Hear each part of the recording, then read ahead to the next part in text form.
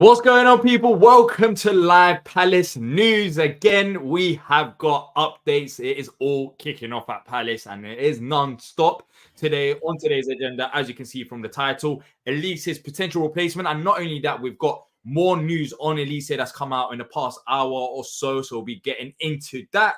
And also Kamada, an update on this situation and more. As always, you already know the drill. I don't have to say it.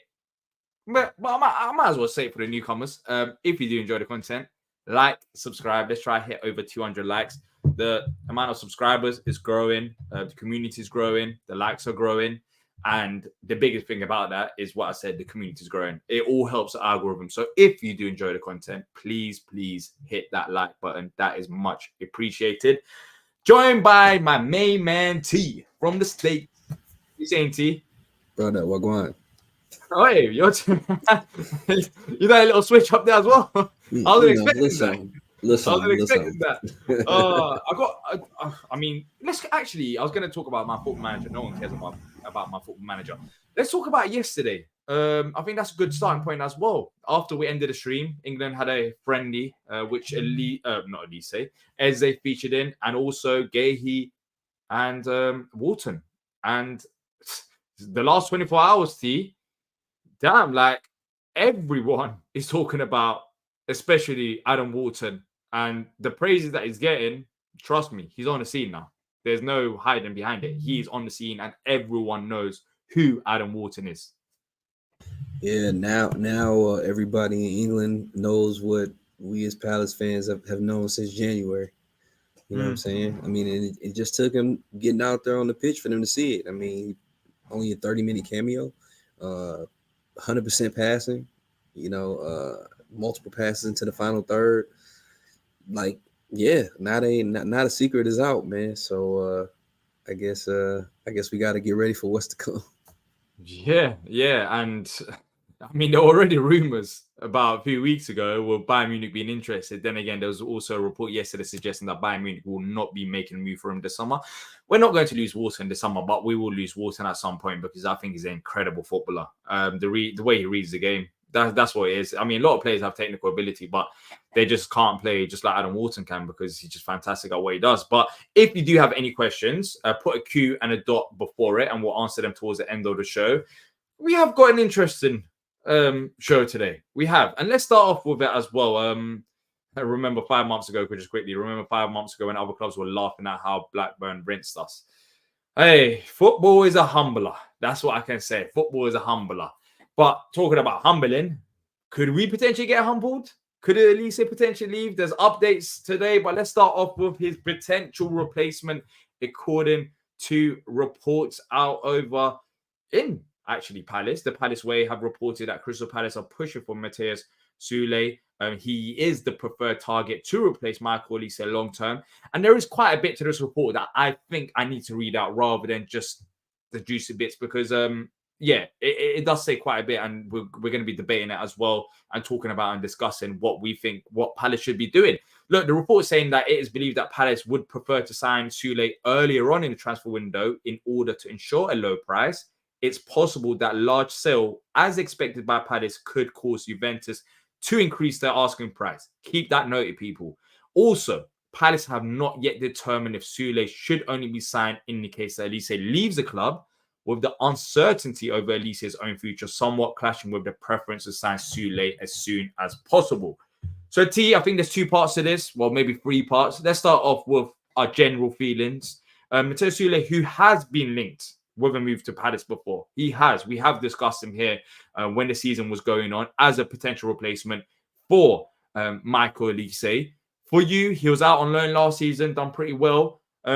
Is this the type of player that you would like to replace Olise with, considering that it's going to be very hard to find a direct replacement anyways because of the quality that Olise has?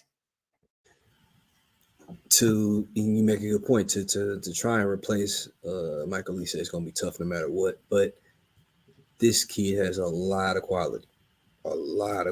He's a left footer, dribbles like crazy, got a wand of a left foot on him when it comes to shooting. He doesn't have the passing prowess that Michael Olise has, At least like it doesn't seem that way earlier on. I mean, he had 11 goals last season in Serie A and only 3 assists. I think he could be. I think he is a high level replacement if we had to make that move. I do think so. But a like for like or 1-to-1 replacement, I wouldn't say he is. But would you be happy with him as a replacement option then for Olise? If we Yeah, were, I would as long as I mean I think as long as we're not paying too crazy of an amount. Yeah, I would be happy with that. Look, the juicy bits that we, it's a bit longer than usual. The bit for the transfer news, but I feel like I had to read it out because the context is very important. Palace seem conflicted. We seem conflicted about this. We seem conflicted based on the reports from the Palace way that, do we sign him earlier on? Do we wait till Olise is gone? Because what happens is, I mean, if you sell Olise for £60 million, Juventus look at that and say, well, you got money now. And that is the dilemma that Palace are going through. So it is a hard situation, isn't it? When you're thinking ahead, but also, there is that chance that Olise stays at Palace, but we don't know for certain. And it is a tough situation because the thing that also comes to mind that makes it another caveat in the situation is whether Soule would want to come if Michael Olise is still here.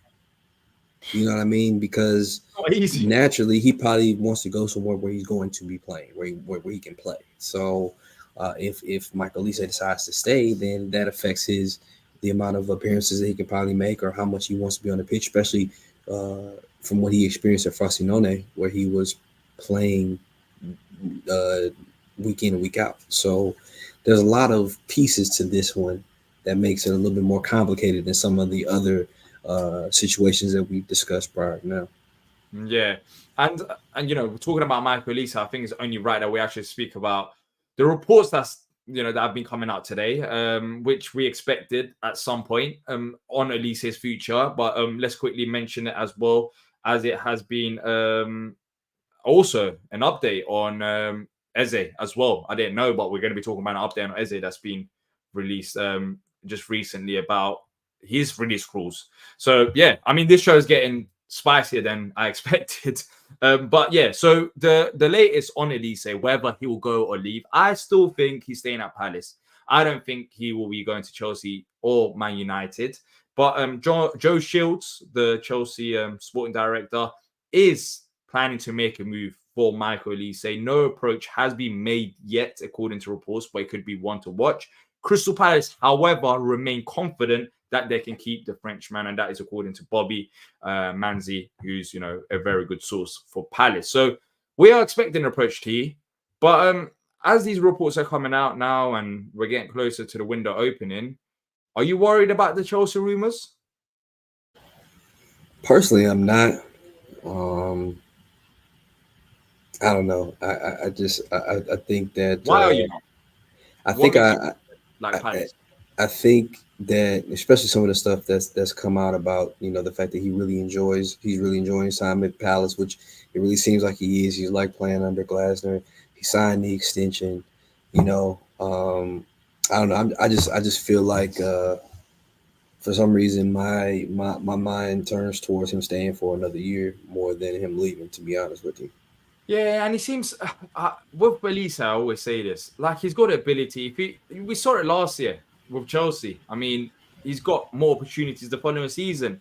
Right. He knows he's good enough. He knows that he'll have interest. That interest won't die out in the season unless something drastic happens. But if something drastic like that was to happen, such as, God forbid, a nasty injury, that's probably going to happen at whatever club he joins, Mm-hmm. So I just don't think he's in a rush. I think he's a well-advised player as well. Look, a lot of neutrals say, oh, well, look, he rejected Chelsea last year, but he can go to Chelsea this year. If he was so unhappy at Palace, he doesn't sign a new deal. He doesn't. So, the club are working with Olise. I'm not saying Olise will be here forever, but I'm not worried about Olise going and leaving for Chelsea or Man United at this current moment of time. I ain't, because Man United, first of all, don't even know who the manager is. What plan are you selling him? Like, what is your plan? And then with Chelsea, they've got a new manager, but it's still loads of question marks about their project, about what they're going to be doing going forward. So, yeah, I'm not as worried. I think these rumors are going to be here. They are normal. They are natural. It is only bound to happen. We saw it every season with Zaha. We're only going to see with Olise, his age, his incredible talent. It is normal. It is normal. Let's see what actually happens, because another question mark that I have with Olise's future is that release clause. I don't think it's as straightforward as £60 million. I don't know what clause, I don't know the terms and conditions of it, but from the rumors that we're hearing, there is something underlying, whether that's a Champions League club, whether Olise has to say yes, or there's so many conflicting reports, but I don't think it's as straightforward as £60 million and Olise is yours. So yeah, let's see what happens. But look, in the past hour, I wasn't expecting to do this. There is an Olise update. Chelsea are going to push for him. So I guess this week and in the upcoming weeks, we'll know more about his situation. But not only that, I'm going to go a bit off the schedule as well and quickly mention Olise. No, not Olise, Eze, which according to David Ornstein, he has a release clause in his contract, which I guess is not a shock. That's the reports suggesting. I'm not too sure exactly what that release clause is, but he signed a new deal as well. And I know based on what happened with Olise last summer, that release clause shouldn't be anything ridiculously low. So even if he was to leave, he'll leave for a good amount as well, T. But both of them, you know, with Olise, we knew he had a release clause. Even Eze, we knew he had a release clause. It's not really much of a shock, is it, that we're talking about them at the start of June? It's only normal. Yeah, I mean, when you got players of this quality, that's only normal. And like you said, you know, even if, you know, in a situation where we were to lose these guys because of release clauses, they are very healthy release clauses. So it's not like we're going to be left in the lurch by any means without substantial gain from losing them. So at least we'll position ourselves to bring in quality reinforcements in the event that we do lose them to a release clause. Mitch saying I'm still pessimistic when we're talking about players on release clauses. We can try to keep them, but ultimately we're not the ones in control. Yeah, we're not the ones in control. But if Palace are confident, look, Palace don't need to lie in this situation. We don't need to lie. If we say we're confident, it's not because of negotiations. I mean, they have release clauses there. Yep. It's not going to change the price of Olise. So if Palace are confident, they've definitely spoke with Olise. They definitely have, and Eze and his entourage. Like they've had this conversation. So, you know, there's a reason for that confidence. And also, remember, there's a reason why Glasner turned down the opportunity to talk to Bayern. There's a reason why Doug Friedman turned down the opportunity to go to Newcastle. And there's no way both of them are willing to stay at Palace if the promises are not made. And I think behind the scenes, there is that good feel factor that we can keep these players and we can build on it. Look, we're talking about these rumors, and hopefully this week we do have a confirmed signing. But when is the last time Palace have confirmed the signing this earlier on and about to confirm another signing? We can have 2 potential incomings in the next 2 weeks, which is crazy already. Let me ask you a question. Let me ask you a question, D. So, say a buy clause is met by a team. The team then has to negotiate with the player. But if the player doesn't want to leave, he doesn't have to. Am I correct? He doesn't have to leave. It's not like there's a gun on his head. I mean, the release clause is there, but at least he doesn't have to leave. Yeah, so then the release clause, in a sense, only gives him the right to negotiate with said player. Exactly. He doesn't have to. He doesn't have to leave. We talk about release clause, but that's up to Olise. I mean, last year he didn't leave. He didn't. He signed a new deal. He signed a new deal at Palace. It made it even more complicated of a release clause, apparently. Yeah, look, I saw this as well, that he can't talk to other clubs because they'll be tapping up. Apparently, he can trigger his own release clause. Whatever it is, at the end of the day, it's in Olise's power. And if the club have spoken to him, if the club are confident, then so be it. I mean, and if they ain't, I mean, Soule, which we spoke about, seems like a good replacement. So it seems like we're still planning ahead, which we should be doing. So I'm not as worried. I'm not as worried, especially with Chelsea and Man United. If PSG and City come now, then maybe that is the right move for Olise. Maybe even now that could be a good move for him. We're talking about staying another season, but right now we're not talking about PSG or City. We're talking about Chelsea and Man United, 2 clubs that's still in transition that are better than Palace. I do agree. But look, let's talk about the next bit of report today, and that is on Daichi Kamada, potentially our second signing of the season, or first, depending on who gets announced between Chad Riyad and himself. But according to Fabrizio Romano, just a quick update: Kamada and Crystal Palace, they've agreed the contract. The contract will be valid until June 2026. It's a 2-year deal for the midfielder to rejoin Oliver Glasner. Look, with the medical we spoke about yesterday, it's been booked. 2-year deal. T, are you surprised about it? Not too long. I was expecting it to be either 2 or 3 years. 2 makes sense because it then gives him the chance to have one more contract before turning 30. I do believe, and for us, it gives us a chance. We go through 1 year with him, and if things aren't working how we want to, we can move on from him and hopefully be able to recoup a fee and make a profit off of him. And he's still able to make a move and get a pretty decent contract at the age of around 28, maybe on the borderline of 29. So I think it works both ways for both club and player for that 2 year deal, which it seems like 2 year deals are becoming a lot more popular with players these days too. He's 27 years old, right? 27. Yeah, I mean, it still expires at 29, as you said.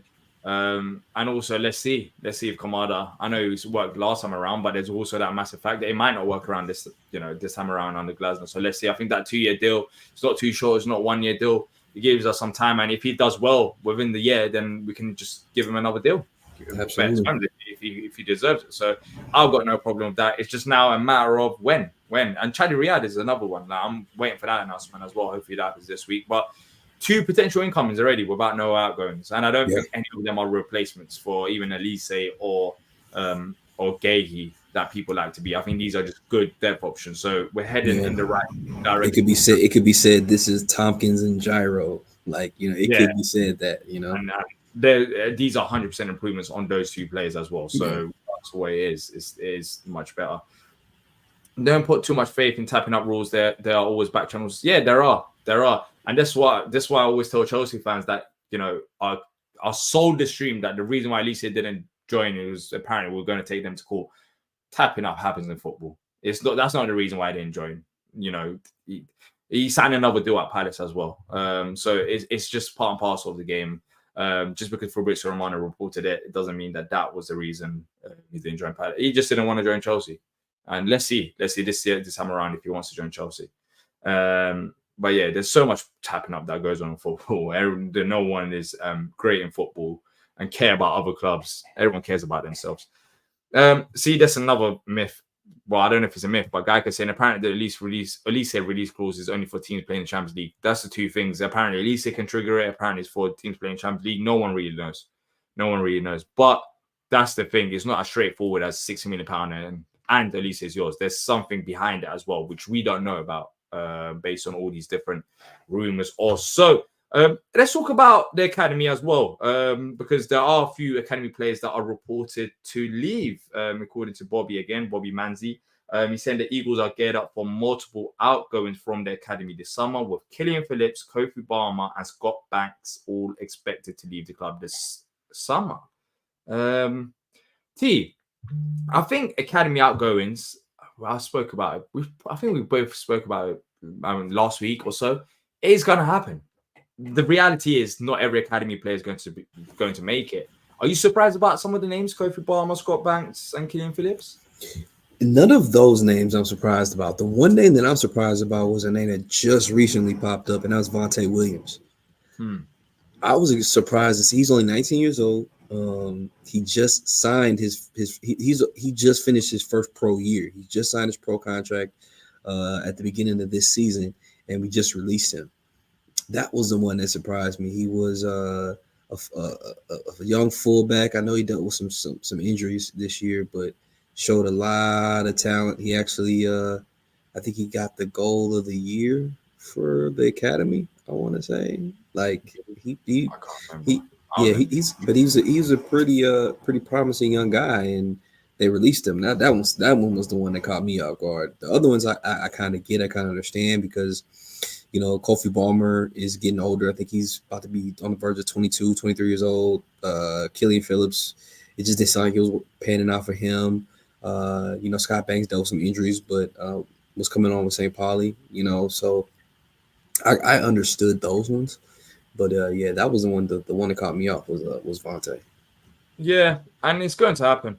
It won't be the last ones. No. Not every academy player, even if you do well in academy, doesn't mean that you're going to do well in the first team. I mean, the academy football to first team football is different. It's a different ball game. So, yeah, I mean, some of these players have done well at academy level, but unfortunately, for what we want to be, a Premier League football club that's established, that's trying to push up. Maybe they're just not good enough for that. Now, the most important thing is how much can we get out of these players? I mean, Scott Banks is rumored to be something minimal, and I don't think Kofi Balmer is going to go for anything significant as well, or Killian Phillips. So yeah, I guess he's just trying to get something in return in a way. Maybe that money goes back to the academy, because of course the academy, just because we built a site doesn't mean that that's over with. Every year we have to run it, and that costs a lot of money. Also, if you get rid of these players and send that money back into the academy, that would be useful as well. But yeah, there's going to be some outgoings. That's normal. That's part and parcel of the game, and some of these academy players are just not going to make it. Mal saying the young players are looking at the players that have left the club and are doing well and playing for the first team. Yeah, potentially that could be that. But how many academy players have left the club that are doing well in the first team? I mean, I guess it depends on whose first team you're talking about. I mean, Killian Phillips, yeah, he's been playing first team football at a lower level. Kofi Balmer eventually got on. Scott Banks has kind of been on and off, but he showed the he's going to be playing Bundesliga. So there are some guys that have gone out and had some success, and there are some that are staying with us, like Ola Adebomi, who went out on loan and played pretty well, but some that left too. So I think it goes both ways. Yeah, and I'm saying is Banks worth more than IU. It's not.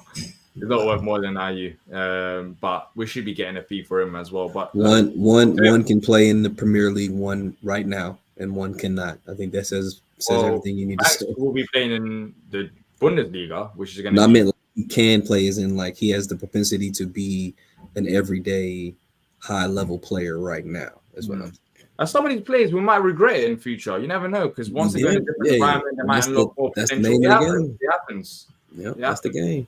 They might surprise us. So, look, academy players are going to be leaving. That's some of the names that's been mentioned. It might be more than that as well. But, yeah, that is going to be happening this summer. Let's just see when and where and how much. Now, people, if you're enjoying the stream, hit the like button. Let's try and get over 200 likes with everyone that's watching on replay as well as live. Send in your questions, because we're going to be going through the questions in just about a few minutes' time. I just lied there. We're going to go through them right now. But if you're just joining us now, once the stream is ended, go to the start of the stream, because we talk about Olise. There is an update on him, Eze, and potentially Olise's replacement, as well as more news. Now, let's start off with the questions, as we always do in the live Palace News episodes. Let's start off with JSP saying, what is a signing you feel like we must sign this season? I mean, I guess he means player that we must sign this season. You're on mute. What position is a must, or what particular player is a must? Or should we just do both? Yeah, do both. I think the particular position right now that we absolutely need to sign, I would probably go with a left wing back to compete with Ty. Over striker? Yeah, just because I don't know. I guess can't we have Ademola that plays there? But I mean, who we can have Ademola. I mean, there's potential even Schlupp can play there, but who can really play up front as a backup to Mateta right now if it ain't Edward? And Edward clearly isn't the answer. Don't you think striker is a bit more important? I guess it just depends, because here's my thing: if I guess in the world that other moves don't happen, Edward doesn't leave, he's still there. But in the world where, like, if you're saying if I have to make a signing based on what we have right now, I think that's probably the position that I probably want to make sure that we. Fair enough. Let us know in the chat what you think right now. Position wise, yeah, but the player that I probably want to see us go get the most right now. Play is hard. Players tougher. Unless you got a player to talk players about. Tougher, but yeah, I think position. I disagree. I think position wise, probably striker. Okay. I get left wing back, but I think we've got players that can do a role there. Mateta's been fantastic for us, but we need a backup option. I think Edward's not the answer. Whereas with left wing back, I think we can get away with it. But if Mateta gets injured, you're telling me Edward needs to be starting up front, and there's no one behind Edward. Yeah, that is worrying for me. That's more worrying than. So you're saying Edward and another striker then in that case? Well, at least another striker. I mean, the reason why I'm saying that is I don't think Edward is an honest backup option. So if it's only Edward, then we still need another striker because I don't think he suits Glasgow's system. So yeah, ideally we need to get rid of Edward and bring in another striker because if Mateta gets injured, I don't have faith in Edward to do it under Glasgow in this system anyway. So let's see what happens with there. But let us know what position you think is the most important this summer. Basically no starting 11 position for me anyways. I think starting 11 wise we're good. Yeah, I think we're pretty solid. Nick saying, what is your outrageous transfer prediction? Whew. Outrageous. My outrageous transfer prediction is that Mark Gahey will be a Crystal Palace Eagle next year. Okay, I'll give you that because I don't think Gahey will be a Crystal Palace player. Even though right now it's a bit quiet, I still think that's why I said the outrageous prediction. Yeah, because it seems like it's the most it's funny because people think it's a pretty much a foregone conclusion, so to speak. But I don't know. I guess that's why I pick it to be my outrageous one, just because I think the outrageous thing is that he'll stay even though it seemed like he was so much the odds on favorite to leave. What's outrageous though? I'm trying to think what would be outrageous. I don't think Olise will be leaving anyway, so I think that's the only reason. Let us know your outrageous. Wilf comes. Outrageous is a strong word.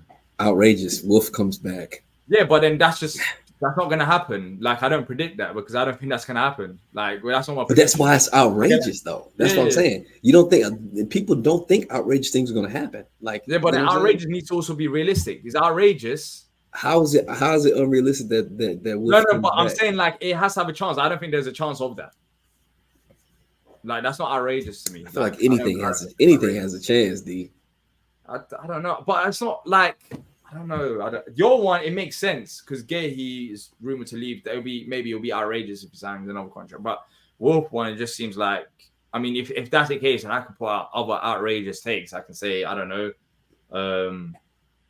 Olise signs another 4-year deal at Palace this summer, but I don't believe that's.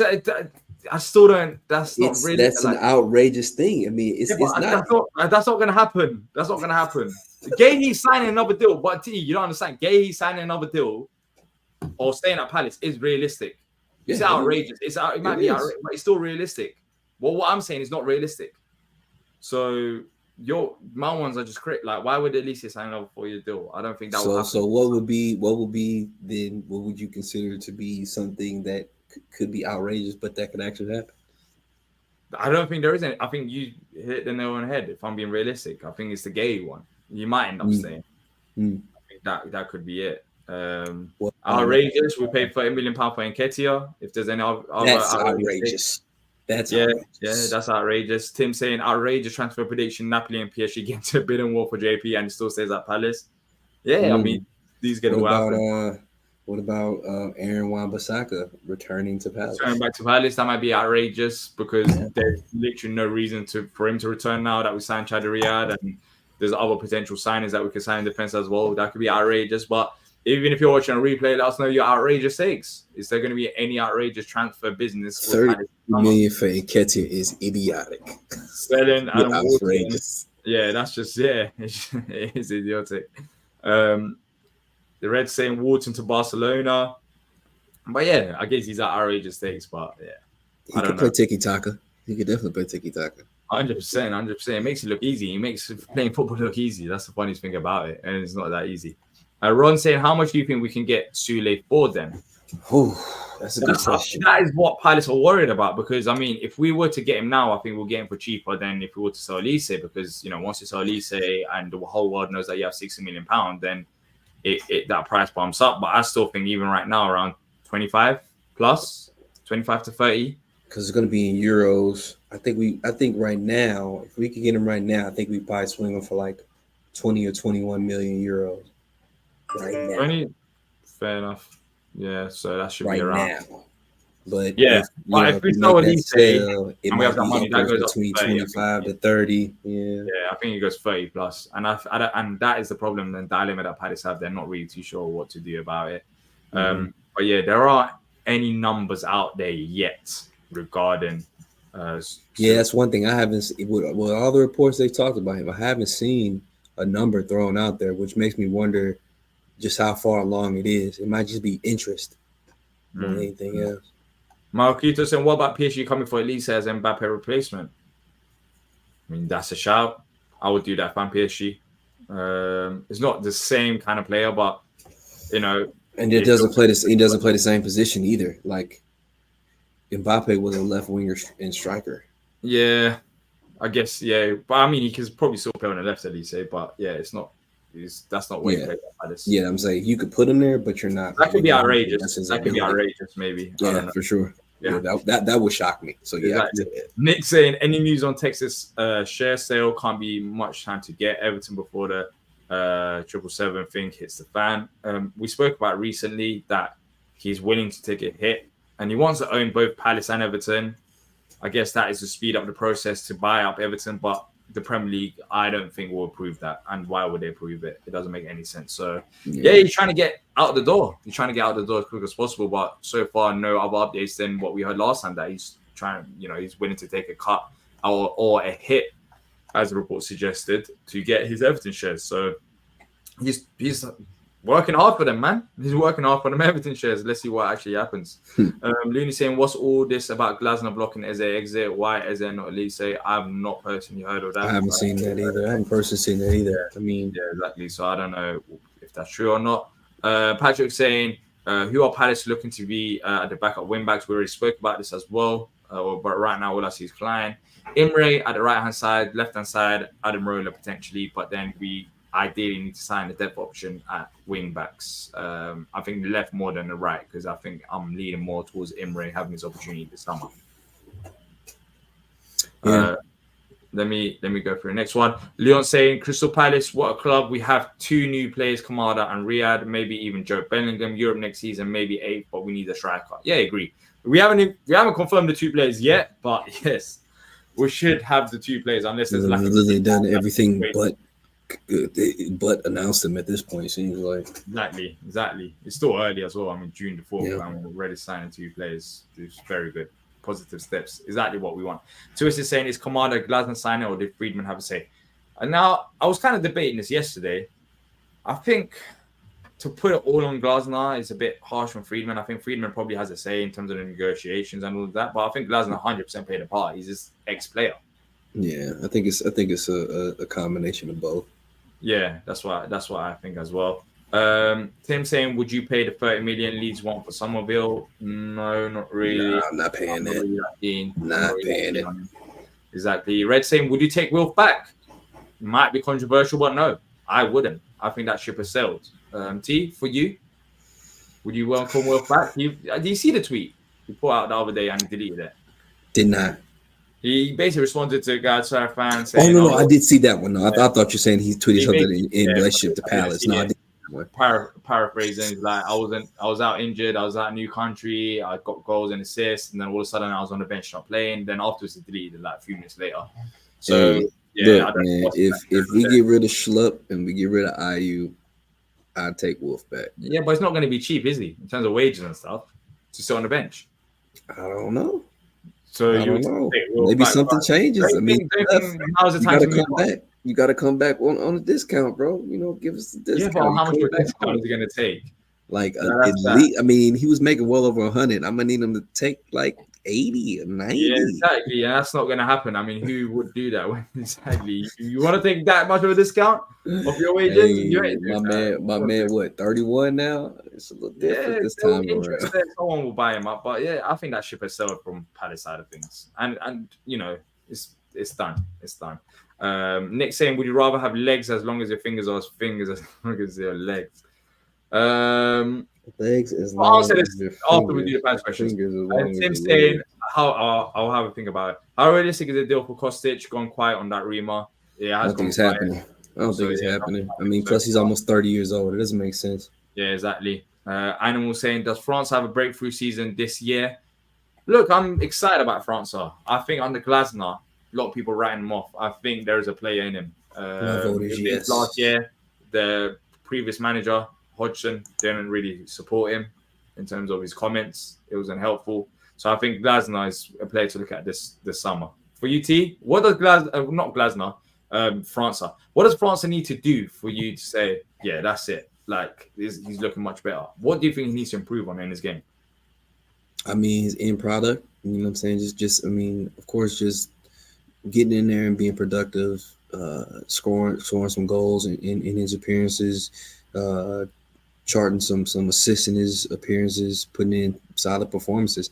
I think if, come the end of next year, let's say we keep Eze, we keep Olise, come the end of next year, if França has scored 6 goals and gotten us 4 or 5 assists, I think that's encouraging to see. Yeah, very good. From from what you would want from him, because then with that type of production in mostly probably off the bench roles, it's kind of like, hey, he probably can do a lot more when he gets a full run of games and he's starting for us in place of somebody like Eze. So, I think you just want to look for consistent production and availability, him being healthy. You know what I'm saying? He went through a tough year last year, both before he came to us and when he got to us. So you want to see that too. So yeah, we do. Just needs to play more consistent. I think that's the easiest thing about it. Like, let him play more consistently, then we'll see from there. Leon saying Europe next season? Question. Answer is hopefully. That's the push. That's exactly. That's the dream. That's the dream. So yeah, we haven't got a real answer on that. Let's move on to the other questions as well. But if you're enjoying this, people, make sure to hit the like button and subscribe if you're new here to not miss out on Palace content. We're here pretty much every day because it's all happening. So yeah, make sure to check that out. Also, Turkey are playing right now as well. So let me go through these questions. Yeah, I saw that. Yeah. Now exactly against Italy. My not annual. My every 3 years. When is the Euros? 4 years. 4-year heartbreaks is about to start. So you start with a friendly. So yeah. Guy could say in Texas sells his shares to Saudi billionaire with questionable ethics. Would you be happy or not? Is money the only factor? Very good question. If you want me to be honest, which I try to be on the channel, I mean, a lot of these owners, if you look at the ethics, I mean, a lot of them ain't none of these guys are model citizens. Yeah, they're not great. But I just this narrative about Saudi as well that I don't really want to get into as much, but it's like they've been painted as the only bad guys in the business, whereas there are American investors as well that are maybe investing in weapons or gambling or whatever and making their living like that. So, if you're talking about ethics, I don't think we should just restrict it to Saudi and the Middle East. I think the West as well have had questionable things as well. But if you just ask him about ethics itself, I think a lot of these owners, a lot of these billionaires, they've got something, dodgy going on. So for me, I want someone who's invested in Palace, who have the best interest in Palace. And if that's wherever, I don't care where you're from. If that's the case and you have the money, then I'm okay for it. But for you, T? Personally, man, I would like us to not go down that road. I feel like it's a sticky one to travel down. I think especially with the history of the club and the types of things that the club has really built itself up on, a lot of it goes against that. I feel like we would lose a lot of the essence of the club too. Why would we lose it? Because I mean, Newcastle lost it. Newcastle gained more, and I'm that's the Saudi thing in Newcastle. But it just it's not. I don't think it's straightforward as losing it. It just depends on. That's why I said if they're interested in Palace and if they want to grow Palace and they have money to waste, then I think that then we're not going to lose it. I think we're only going to grow as a football club. I mean, I think I think it depends on what your idea of growing as a football club looks like too.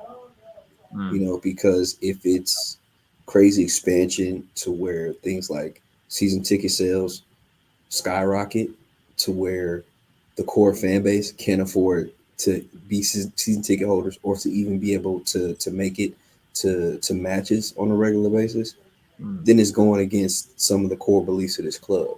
If we are so wrapped up in the growth of the club financially, where we're worried about building up our stadium and things, but we're not doing what we usually do in the community through foundational work, through community service and philanthropy, then we're losing the identity of our club. So I think it depends on how you look at the term growth and what Funny enough, said people come in and do. when we talk about losing the identity of a football club, I think this is like not picking sides, but you look at Todd Bowley at Chelsea, the American investor, they've kind of lost more of the identity than Newcastle or the Saudis have. I'm not saying either one of them are better than each other, but I mean, Todd Bowley's increasing prices, putting like hotel rooms or doing sponsorships at the ground. A lot of Chelsea fans are frustrated. They're saying it's not the same Chelsea. And just think about it. That's at a top 6 club. That's at a top 6 club. Where you talking about that? Much less a smaller side like ours experiencing radical change and quote unquote growth. So yeah, I mean, but like you said, it could come from anywhere. Yeah, it doesn't matter who the investor is. It doesn't matter if it's Saudi money. It doesn't matter if it's Qatari money. It doesn't matter if it's American money. It doesn't matter if it's Chinese money. If it's big money coming from somewhere, big money could equal big change. Yeah. Look, let's see the names. I'm very interested in the names that are willing to buy into Palace. Luke saying, will France start the season with Mateta and Olise at the Olympics? I'm not too sure. It's hard to say, but I think Kamada fits in for me. I think Kamada and Eze start the season. But then again, I mean, France ain't a striker. Kamada ain't a striker. So I think Edouard starts up front and Kamada and Eze start behind him. But for ET, does France start because of the Olympics? I think it depends. I think it truly depends because, like we mentioned this before in our last show when we said that now that Mateta has been selected for the Olympics, we need to shore up our backup striker position because there's no guarantees that Edouard's going to be there to even be run out to play. So I think we need to figure out whoever that person is. Now, the thing that is a slight luxury for us is the fact that both Kamada and França have played striker in their careers prior to now too. So you got guys that can stand in for a little while as well. Even if it's in a false 9 role too. You know what I mean? So I think the most important thing is just having, like we talked about, the depth and the talent to be able to have those stand-in moments. I mean, I don't think it's as far-fetched from what we saw last year. We saw Chris Richards step into the midfield. We saw Jefferson Lerma step into the back line. We saw Nathaniel Klein assimilate to playing right center back. So it's not far-fetched for us to have guys that are talented enough to step into roles that they aren't traditionally accustomed to playing and be able to give us good production. Yeah. That's a good point. I don't personally see Kamada or France as strike options, but they could technically play there. Hopefully by then we'll have our striker situation solved as well, and hopefully it's just not Edouard there, and we do have a replacement. So I do think for me, I'm leaning more towards Kamada right now than France based on his experience and Glasner also knowing him in his past as well. But yeah, look, they'll be going to the Olympics, so we'll be missing them. We don't know exactly how long for, but yeah, that's going to be a bit of a blow at the start of the season. Hopefully, we don't have any crazy fixtures that we need them for. Let's just hope we don't start the season with Palace versus Brighton, because that would be crazy without them too. But look, people, that's it for today. Thank you to every single one of you that sent in your questions. If you have enjoyed this, like, subscribe, turn on the notification bell to not miss out on future Palace content. If you're just joining us now, head over to the start of the stream to check out all the latest updates from today. Watching a replay, let us know your thoughts and any questions that you want answered in the comment section down below. That's it from me and T. And until next time, up the Palace. Up the Palace.